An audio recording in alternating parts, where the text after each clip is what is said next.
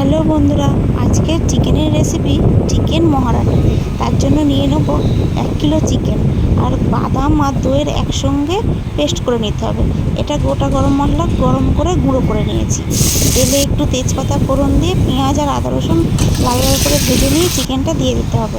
তারপরে নুন, গরম মশলা, জিরে গুঁড়ো আর লঙ্কার গুঁড়ো দিয়ে দিতে হবে। দিয়ে একটু নাড়াচাড়া করে একটু পরেই দিয়ে দিতে হবে ওই দই আর বাদামের পেস্টটা।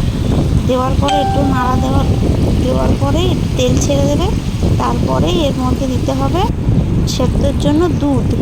জল কিন্তু একদমই পড়বে না, দুধ দিয়ে ফোটাতে হবে। যখন ফুটে আসবে তারপরে মেথি পাতা, ধনে পাতা,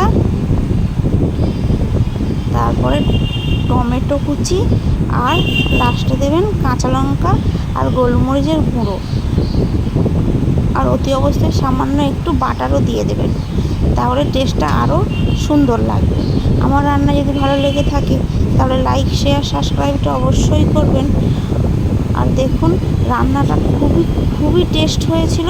একবার করে খেয়ে দেখবেন আর আমাকে অবশ্যই জানাবেন যে কেমন লেগেছে কমেন্টে। আমি রান্না করছি বলে আমাদের পায়রাটাও চলে এসেছে। তো পরের ভিডিওতে আবার দেখা হবে। এই দেখুন কেমন লেগেছে অবশ্যই জানাবেন কিন্তু। বাই।